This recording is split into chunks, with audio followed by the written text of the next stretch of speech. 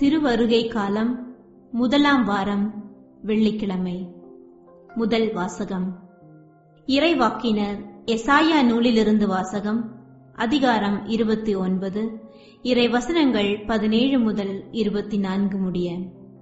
இறைவனாகிய ஆண்டவர் கூறுவது: இன்னும் சிறிது காலத்தில் லெபனோன் வளமிகு தோட்டமாக மாறுமன்றோ? வளமிகு நிலம் காடாக ஆகிவிடுமன்றோ? அந்நாளில் காது கேளாதோர் ஏட்டு சுருளின் வார்த்தைகளை கேட்பர். பார்வையற்றோரின் கண்கள் காரிருளில் இருந்தும் மையிருளில் இருந்தும் விடுதலையாகி பார்வை பெறும். ஒடுக்கப்பட்டோர் மீண்டும் ஆண்டவரில் மகிழ்ச்சி பெறுவர். மானிடரில் வறியவர் இஸ்ரவேலின் தூயவரில் அகமகிழ்வர்.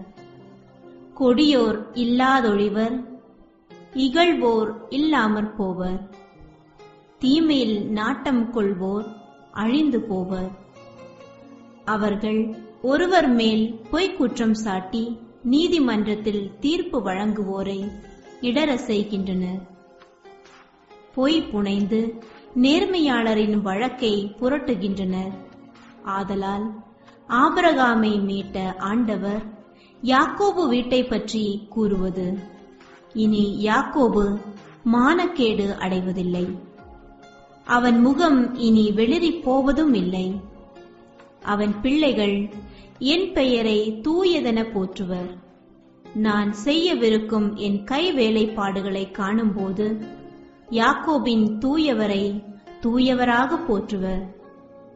இஸ்ரவேலின் கடவுள் முன் அஞ்சி நிற்பர். தவறிழைக்கும் சிந்தை கொண்டோர் உணர்வடைவர். முறுமுறுப்போர் அறிவுரையை ஏற்றுக்கொள்வர். இது ஆண்டவர் வழங்கும் அருள்வாக்கு. இறைவா, உமக்கு நன்றி.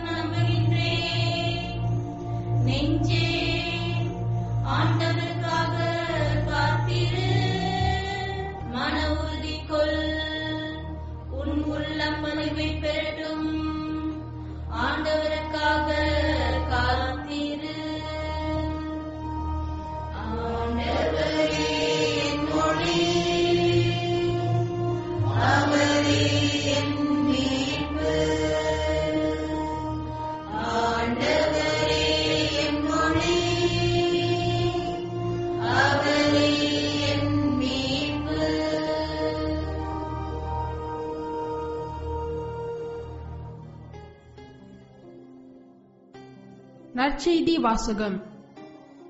மத்தேயு எழுதிய நற்செய்தியிலிருந்து வாசகம்.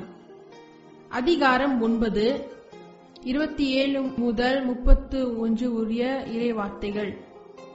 அக்காலத்தில் இயேசு தம் சொந்த ஊரை விட்டு வெளியே சென்றபோது பார்வையற்றோர் இருவர், தாவீதின் மகனே, எங்களுக்கு இரங்கும் என்று கத்திக்கொண்டே அவரை பின்தொடர்ந்தனர். அவர் வீடு வந்து சேர்ந்ததும் அந்த பார்வையற்றோரும் அவரிடம் வந்தனர். இயேசு அவர்களை பார்த்து, நான் இதை செய்ய முடியும் என நம்புகிறீர்களா என்று கேட்டார். அதற்கு அவர்கள், ஆம் ஐயா என்றார்கள்.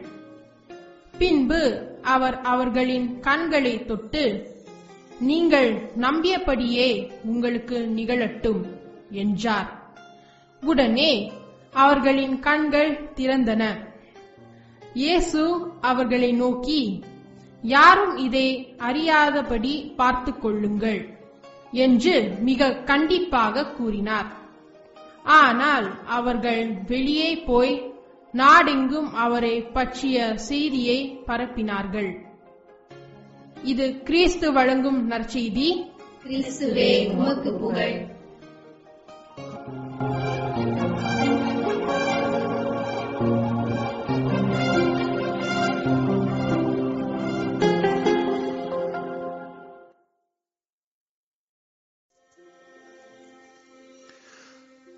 கண்பார்வை குறைந்து கொண்டு வந்த ஒருவர் மருத்துவமனை ஒன்றிற்கு சென்று, டாக்டர், வர வர எனக்கு பார்வை குறைந்து கொண்டு வருவது போல தெரிகிறது, கொஞ்சம் பரிசோதித்து பார்த்துவிட்டு என்னவென்று சொல்லுங்களேன் என்று சொன்னபோது அவர், உங்களை பரிசோதிக்காமலேயே உங்களுக்கு பார்வை குறைந்து கொண்டு வருகிறது என்பதை என்னால் உறுதியாக சொல்ல முடியும். காரணம், நீங்கள் வந்திருப்பது பேங்க், நான் பேங்க் மேனேஜர் என்றாராம். ஐம்புலன்களில் முக்கியமான ஒன்று பார்வை. இப்படிப்பட்ட பார்வை கோளாறினால் துன்புற்ற இருவருக்கு இயேசு பார்வை கொடுத்ததை இன்றைய நற்செய்தி நமக்கு விளக்குகிறது. விவிலியத்தில் ஆங்காங்கு இறைமகன் இயேசு கண் தெரியாதவர்களுக்கு பார்வை கொடுப்பதை பற்றி வாசிக்கிறோம். ஆனால் நற்செய்தியை இன்னும் கொஞ்சம் கூர்ந்து நோக்கினோம் என்றால், இயேசு புற பார்வையை கொடுப்பவராக மட்டுமல்ல, அகப்பார்வையை கொடுப்பவராகவும் இருந்திருக்கின்றார் என்பதை நம்மால் புரிந்து கொள்ள முடிகின்றது.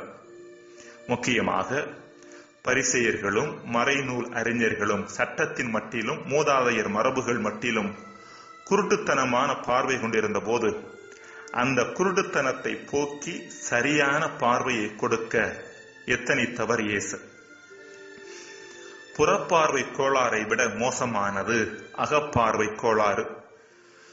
புறப்பார்வையில் பிரச்சனை இருந்தது என்றால் அது அம்மனிதரை மட்டும்தான் பாதிக்கும். ஆனால் அகப்பார்வையில் பிரச்சனை இருந்தது என்றால் அது சுற்றியுள்ள மனிதர்களையும் பாதிக்க ஆரம்பிக்கின்றது. ஆனால் துரதிர்ஷ்டவசமாக இன்று புறப்பார்வை கோளாறை விட அதிகமாக இருப்பது அகப்பார்வை கோளாறே. ஒரு நகர பேருந்து நிறுத்தத்தில் இளைஞன் ஒருவன் பேருந்தில் ஏறினான். வழியில் இருந்த ஒரு பெரிய ஆலமரத்தை கண்டு, எவ்வளவு பெரிய ஆலமரம் என்று சத்தமாக சொல்லி தன் வியப்பை வெளிப்படுத்தினான். அடுத்து வானுயர்ந்து விளங்கிய கட்டிடங்களை பார்த்து, எவ்வளவு அழகான அற்புதமான கட்டிடங்கள் என்று வியப்படைந்தான். இவ்வாறு தான் பார்த்த ஒவ்வொன்றையும் குறித்து தன் ஆச்சரியத்தை வெளிப்படுத்தினான். இது சக பயணிகளில் சிலருக்கு வியப்பாகவும் வேறு சிலருக்கு எரிச்சலாகவும் இருந்தது. அவர்கள் அனைவருமே வழக்கமாக அந்த வழியில் பயணிப்பவர்கள். எனவே அதில் வியப்படைவதற்கு ஒன்றும் இருப்பதாக அவர்களுக்கு தோன்றவில்லை. எனவே அவர்களில் ஒருவர், பார்க்கின்ற எல்லாவற்றையும் குறித்து வியப்படைகின்றாயே, அங்கு வியப்படைவதற்கு என்ன இருக்கின்றது? உனக்கு ஏதாவது பைத்தியம் பிடித்து விட்டதா என்று கேட்டாரா? அதற்கு அவன், ஆம், பைத்தியம்தான் பிடித்து விட்டது. ஏன், எனக்கு நேர்ந்தது போல உங்களுக்கும் நேர்ந்தால் உங்களுக்கு கூட பைத்தியம் பிடிக்காமல் இருக்காது. பிறப்பு முதல் பார்வையற்றவனாக இருந்த நான் இப்பொழுதுதான் பார்வை பெற்று மருத்துவமனையை விட்டு வெளியே வந்து இவற்றையெல்லாம் முதலாக பார்க்கிறேன். என்னால் வியப்படையாமல் இருக்க முடியவில்லை. இந்த உலகம் மிக அழகானது என்று சொன்னானாம். புறப்பார்வை கோளாறு ஒன்றுதான், ஆனால் அகப்பார்வை கோளாறு பலதரப்பட்டது. எல்லாவற்றையும் பழையதாகவும் சராசரித்தனமாகவும் சாமானியமானதாகவும் பார்ப்பது அகப்பார்வை கோளாறே. முன்சார்பு எண்ணங்களோடு ஒருவரை அணுகுவது அகப்பார்வை கோளாறே. தன்னை மையப்படுத்திய ஒட்டுமொத்த வாழ்வையும் பிறரையும் ஏன் கடவுளையும் அணுகுவது கூட அகப்பார்வை கோளாறே. கண்மூடித்தனமாக சட்டங்களையும் வழிபாட்டு முறைமைகளையும் அணுகுவது கூட அகப்பார்வை கோளாறே. இயேசுவின் பணிவாழ்வு நமக்கு சுட்டிக்காட்டும் செய்தி, புறப்பார்வை பிரச்சனையை எளிதில் சரி செய்து விடலாம், ஆனால் அகப்பார்வை பிரச்சனையை சரி செய்வது அவ்வளவு எளிதானது அல்ல.